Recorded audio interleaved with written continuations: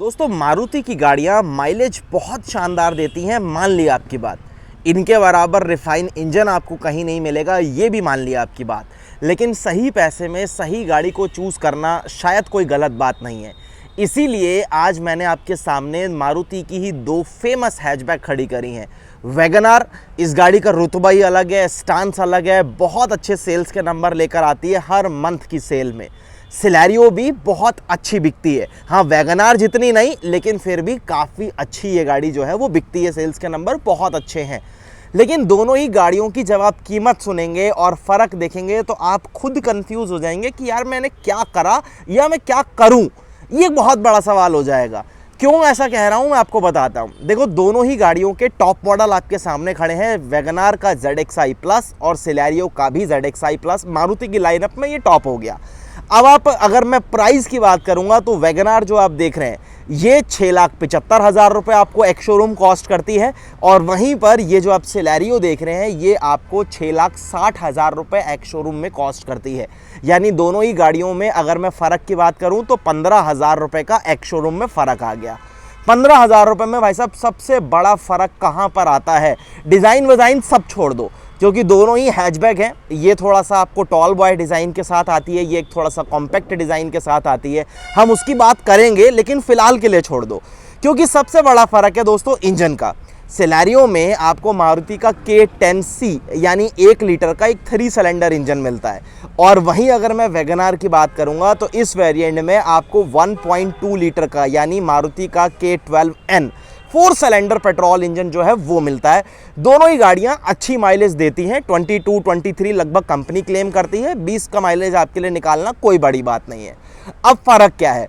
देखो अगर मैं वैगनार की बात करूं तो चलाने में डेफिनेटली उतना कॉन्फिडेंस नहीं आएगा जितना सिलेरियो को चलाने में कॉन्फिडेंस आएगा। रीज़न है इसका डिज़ाइन एलिमेंट। ये जो आप गाड़ी की हाइट देख रहे हो ना, टॉल बॉय डिज़ाइन को जो गाड़ी फॉलो करती है उसकी वजह से थोड़ा बॉडी रोल है। तेज़ स्पीड में कट वट मारना, हाईवे पर चलना, थोड़ा सा दिक्कत इसके साथ रहेगी। वहीं सिलेरियो थोड़ी ज़्यादा स्टेबल रहने वाली है। ये हो गया फ़र्क। अब अगर मैं गाड़ी के फ्रंट फेशिया की बात करूं, गाड़ी दिखने के मामले में, तो यहाँ टोटली कंप्लीट आपकी चॉइस है। बहुत लोग ऐसे हैं जिनको सिलेरियो पसंद आएगी, बहुत लोग ऐसे हैं जिनको दिखने के मामले में वैगनार ही पसंद आएगी। मिलता क्या क्या है मैं उसकी बात करूँगा। सामने अगर आप पहले सिलेरियो देखेंगे तो ग्रिल है, और यहाँ पर ग्रिल के ऊपर दोनों साइड से थोड़ी सी क्रोम जो है उसके स्ट्रिप्स आपको मिलते हैं। यहाँ सुजुकी का लोगो मिलेगा, नीचे फॉग लैंप्स जो है वो आपको मिलेंगे, नीचे थोड़ी सी चिन शेप जो है वो बम्पर के ऊपर दी गई है। और इसके जो हेडलैम्प्स हैं नॉर्मल रिफ्लेक्टर बेस हाइलोजन है, ऊपर टर्न इंडिकेटर है, लेकिन ये थोड़े से स्प्लिट होकर ऊपर को जाते हैं। वहीं अगर हम वैगनार की बात करें तो यहाँ पर थोड़े से स्क्वायर्ड ऑफ शेप जो होती है ना, वो स्टाइल में आपको यहाँ पर हेडलैम्प्स मिलते हैं।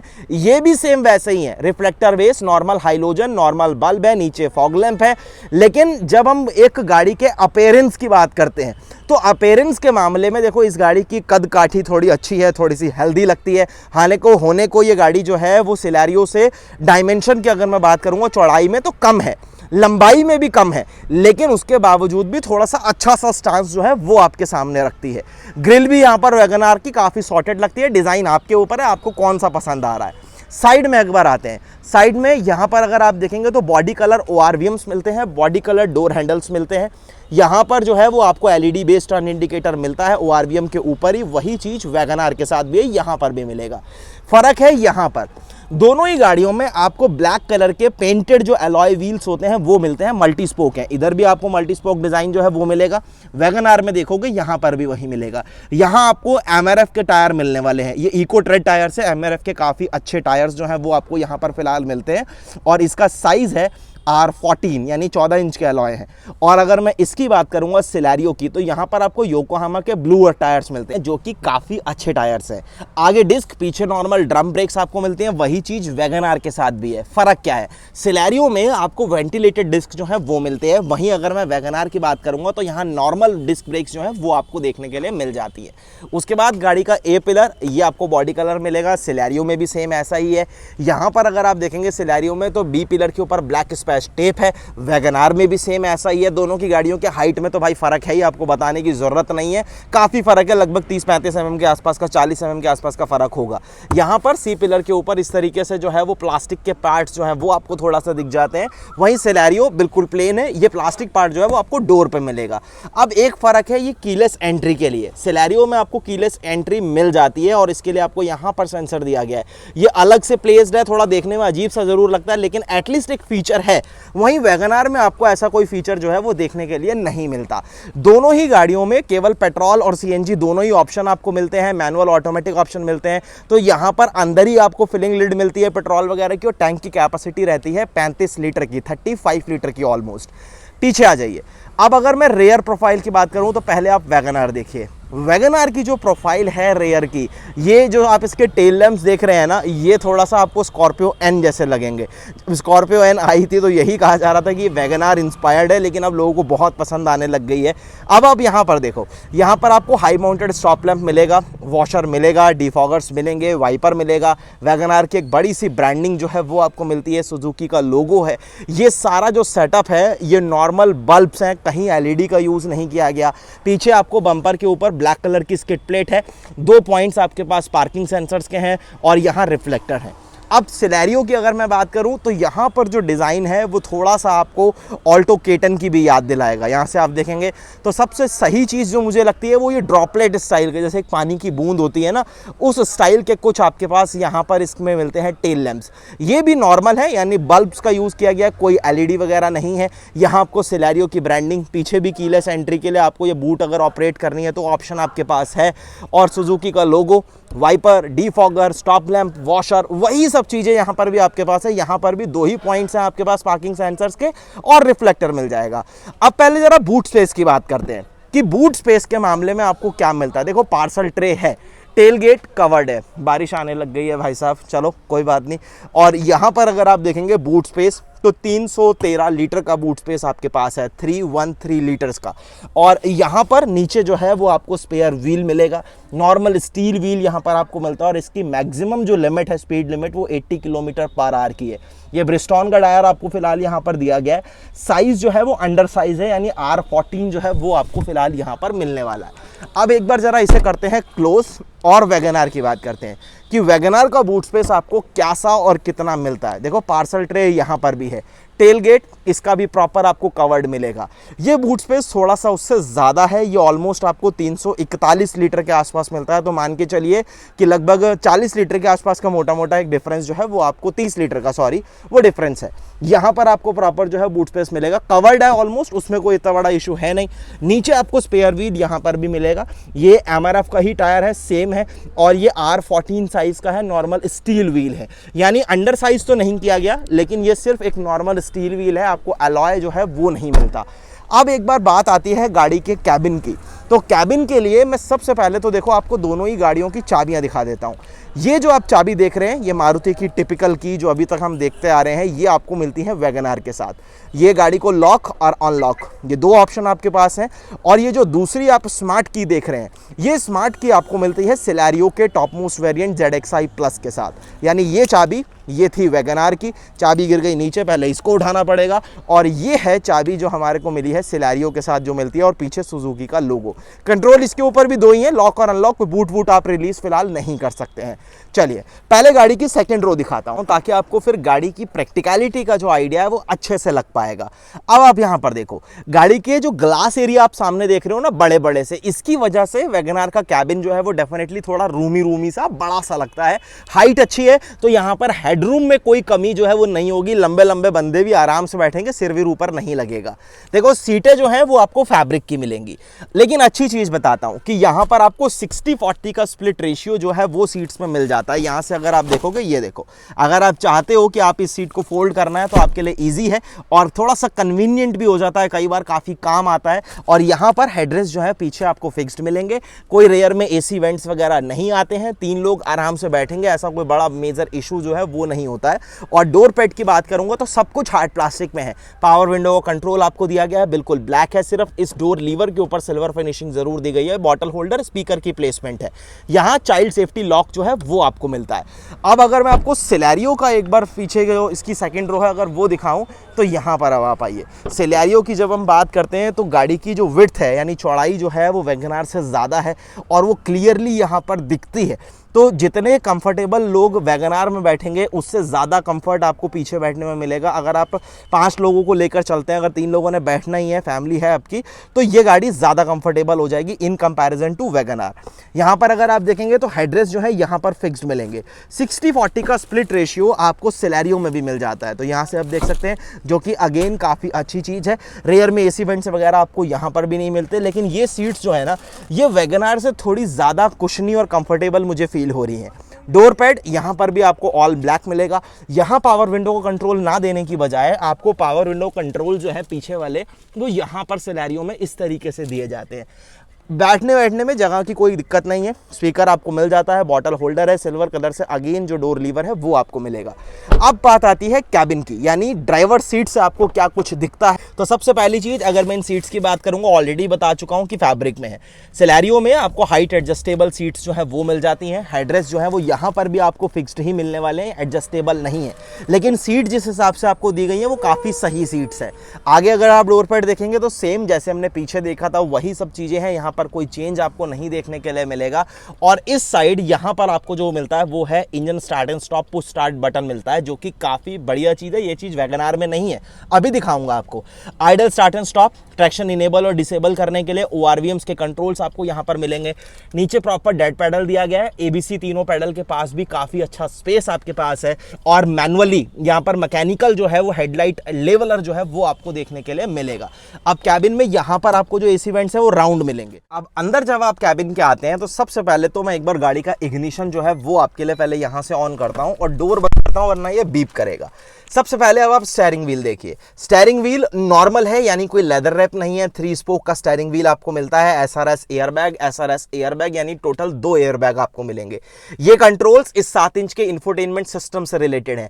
यही सेम इंफोटेनमेंट सिस्टम आपको अभी वैगनार में भी मिलता है, वही चीज मैं आपको अभी दिखाऊंगा अभी।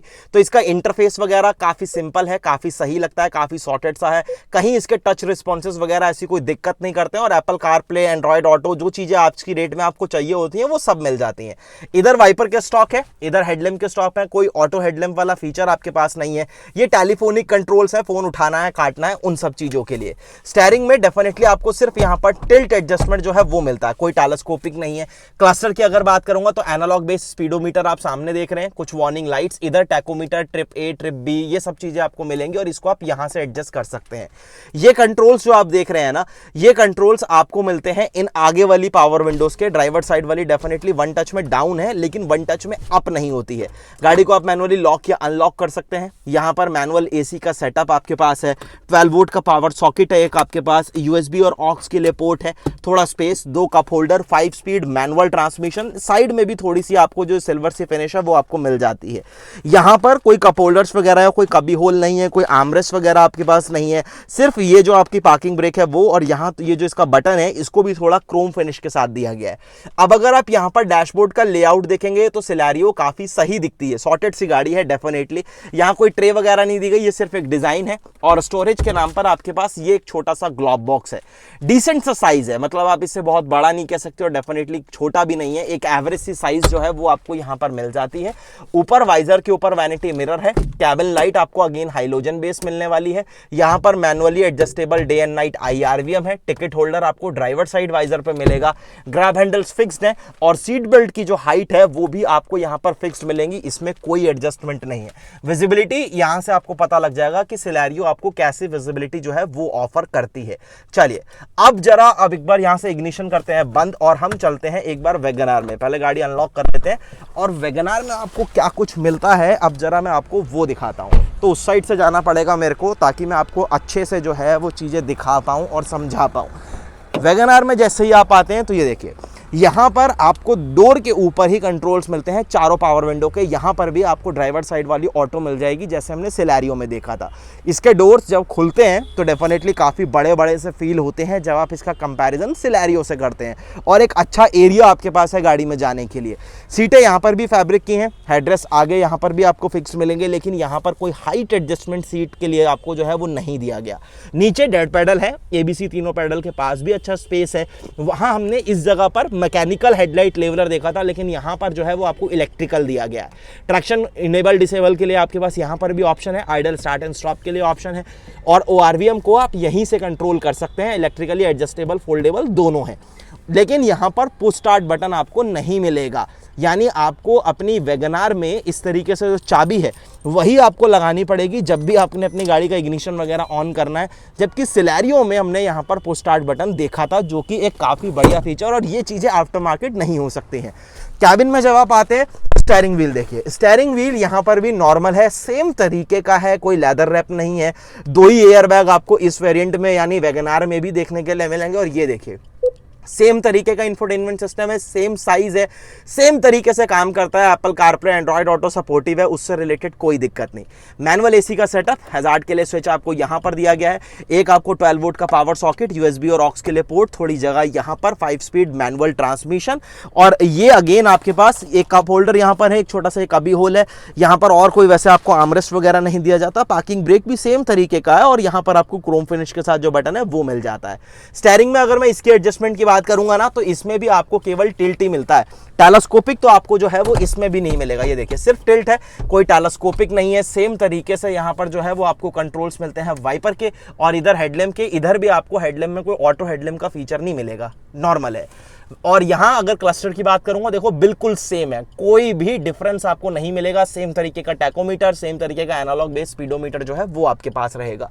ऊपर वाइजर के ऊपर यहाँ पर भी वैनिटी मिरर है, cabin light halogen base, manually adjustable day and night IRVM, इधर ticket holder, grab handles fix, seat belt की हाइट जो है वो भी फिक्स। तो ये सारी चीजें थी जो आपको वैगनार में मिल जाती हैं। और यहाँ पर आप देखो, यहाँ पर जो ग्लोव बॉक्स है वो सिलेरियो से थोड़ा सा और छोटा है। अब एक चीज का आप डिफरेंस अगर नोट करोगे तो सिलेरियो में हमने ऑल ब्लैक कैबिन देखा था, लेकिन वहीं आपको वैगनार में डूल टोन कैबिन जो है वो देखने के लिए मिल जाता है, जो कि काफ़ी सही और सेंसिबल दिखाई देता है, थोड़ा सा अच्छा दिखाई देता है। विजिबिलिटी तो यार इस गाड़ी में आप थोड़ा सा ऊंचा बैठते हो, क्योंकि वैगनार की हाइट ऐसी है, इसकी सिटिंग की पोजीशन जो है वो ऐसी है, तो विजिबिलिटी थोड़ी सी सिलेरियो से बेटर है। सिलेरियो की बुरी नहीं है, उसकी विजिबिलिटी भी काफ़ी शानदार है, लेकिन ये आपको थोड़ा सा ऊंचा बैठने की वजह से सिलेरियो से थोड़ी सी बेटर फील होती है। तो ये बात हो गई अब वैगनार की। अब जरा हम गाड़ी का इंजन खोलते हैं, यहां से पहले वैगनार का, और फिर हमारे को इंजन खोलना पड़ेगा सिलेरियो का। तो मैं पहले दोनों गाड़ियों के इंजन बे खोल लेता हूं, फिर आपसे मिलता हूं। तो जी दोनों ही गाड़ियों का इंजन बे जो है वो हमने आपके लिए खोल दिया, और यही सबसे बड़ा फ़र्क है। क्या फ़र्क है? ये सिलेरियो है, और सबसे पहले आपको सिलेरियो का इंजन वे दिखाता हूँ। यहाँ पर आपको दोनों ही पेट्रोल इंजन है, लेकिन मैं आपको दिखाता हूँ यहाँ पर जो आपको मिलता है ये K10C है। K10C यानी dual Z dual VVT technology के साथ आने वाला मारुति का इंजन है, जो कि आपको माइलेज बहुत शानदार देता है। कंपनी इसके साथ ऑलमोस्ट 24 के आसपास का माइलेज जो है वो क्लेम करती है, और ये इंजन आपको 21-22 का माइलेज निकालने में कोई कमी नहीं छोड़ेगा, माइलेज देगा, क्योंकि ये 3 सिलेंडर इंजन है। ये काफ़ी बड़ा फ़र्क है। और अगर मैं पावर फिगर्स की बात करूंगा तो ये इंजन सिलेरियो वाला आपके लिए जनरेट करेगा ऑलमोस्ट लगभग 89 न्यूटन मीटर का टॉर्क, और लगभग 66 bhp के आसपास की पावर जो है वो आपके लिए जनरेट करेगा। फायरवॉल के ऊपर कोई कवरिंग नहीं है, सीधा आपको यहाँ पर जो है वो मेटल दिख रहा होगा, और यहीं पर अगर आप हुड में देखेंगे यहाँ पर भी आपको कोई कवरिंग जो है इंसुलेशन नहीं देखने के लिए मिलती है। अंडर बॉडी में भी आपको कोई इंसुलेशन यानी नीचे जो है कवरिंग वो देखने के लिए नहीं मिलती है। तो ये बात हो गई सिलेरियो के इंजन की। अब अगर हम दूसरी साइड स्विच हो जाएं यानी वैगनार की, तो यहाँ पर आप अब फ़र्क देखो। यहाँ पर फ़र्क ये है कि यहाँ पर आपको K12N यानी एक 1200 सीसी का इंजन मिलता है, और ये एक 4 सिलेंडर इंजन है, और ये उससे ज़्यादा पावर फिगर्स आपको डेफिनेटली जनरेट करके देगा। ये लगभग 113 न्यूटन मीटर के आसपास का टॉर्क जनरेट करता है, जबकि सिलेरियो में जो 1 लीटर का इंजन है ये आपके लिए लगभग 90 न्यूटन मीटर के आसपास का टॉर्क जो है 89 वो जनरेट करता है। लेकिन यहाँ पर माइलेज थोड़ी सी सिलेरियो से कम हो जाएगी। इंजन ये बहुत ही ज़्यादा शानदार है, दोनों ही काफ़ी रिफाइन है। उसके अंदर जो एक 3 सिलेंडर का जो करेक्टर होता है, जो हल्की सी वाइब्रेशन आपको फील होती है, या फिर मार्केट वगैरह में सिटी एरिया में चलाने पर आपको ज़्यादा एक्सेलरेशन देना पड़ता है, तो वो चीज़ 3 सिलेंडर के साथ रहेगी। लेकिन ये जो इंजन है ये बहुत ही ज़्यादा रिफाइन है, और बहुत ही प्यारा रिस्पॉन्स जो है वो डेफिनेटली ये इंजन करता है। तो ये एक बहुत बड़ा फ़र्क था। दोनों गाड़ियों की कीमत में फ़र्क ज़्यादा नहीं है, 15,000 रुपये एक शोरूम, बस यही फ़र्क है। लेकिन अगर आप डिफरेंस कैलकुलेट करोगे तो काफ़ी है। इंजन बड़ा मिल रहा है आपको वैगनार में, लेकिन ये गाड़ी में बॉडी रोल है। इसमें आपको थोड़े से फीचर्स अच्छे कह सकते हैं कि engine start and stop button मिल गया कि भाई वो काम बाहर से तो हो नहीं सकता, लेकिन इसमें आपको चाबी लगाकर ही गाड़ी स्टार्ट करनी है, लेकिन इंजन बड़ा है जो इसका मेन प्लस पॉइंट है। ये सारी चीज़ें थी, इसीलिए मैंने आपको कहा था कि मारुति की गाड़ियां, मान लिया आपकी बात कि माइलेज अच्छा देती हैं, भाई मैं एक्सेप्ट करता हूं कि माइलेज अच्छा देती हैं। सर्विस के जो इनके सर्विस सेंटर्स हैं यानी नेटवर्क है वो आपको पैन इंडिया मिलेगा, कोने कोने में जहां कोई डीलरशिप नहीं होगी वहां मारुति की छोटी मोटी डीलरशिप मिल जाएगी। ये बेनिफिट आपको मारुति के साथ हमेशा मिलता है। और कोई अगर नॉर्मल एक मैकेनिक है, आप कहीं फंस गए हो तो इस गाड़ी को कोई भी रिपेयर कर लेगा, ये भी इस गाड़ी की खासियत है। लेकिन अगर आप थोड़ा सा प्रैक्टिकल सोचें, मैं ये नहीं कहता कि आप मारुति की गाड़ी लो, मतलब वो आपके ऊपर डिपेंड करता है, मैं एक हैचबैक की बात कर रहा हूँ कि जब आप 15,000 रुपये का सिर्फ फ़र्क है, लेकिन अगर आप दोनों ही गाड़ियों में थोड़ा सा डिफरेंस को देखोगे, समझोगे और थोड़ा सा आप टेक्निकली सोचो तो आपको कौन सी गाड़ी ज़्यादा सेंसेबल लग रही है, आप मुझे कमेंट सेक्शन में ज़रूर बताना। मैं अगर अपना ओपिनियन दूं तो मैं वो पुश स्टार्ट बटन को छोड़कर डेफिनेटली एक बड़ा और बढ़िया इंजन चुनता जहां मेरे को थोड़ी पावर ज़्यादा मिल रही है। माइलेज ज़्यादा फर्क नहीं है यार, 1-8 किलोमीटर का मुश्किल से फ़र्क है, लेकिन इंजन आपको बड़ा मिल रहा है। 1200 सीसी का हाईवे वगैरह पर भी चलाओगे थोड़ा सही और तमीज़दार रिस्पॉन्स करने वाला इंजन जो है वो आपके पास है। यही इंजन आपको स्विफ्ट में मिलता है, यही इंजन आपको बलिनो में मिलता है, तो उसका बहुत बड़ा एडवांटेज आपको मिलेगा। फिलहाल आपको गाड़ियाँ कैसी लगी मुझे कॉमेंट सेक्शन में ज़रूर बताना, वीडियो कैसा लगा वो ज़रूर बताना, अच्छा लगा हो तो लाइक और शेयर ज़रूर करना, सब्सक्राइब कर लीजिएगा इस चैनल भैया जी गाड़ी को। मैं हुड बंद करता हूँ, फिर आपसे अगली वीडियो में बहुत जल्दी मिलूंगा। धन्यवाद।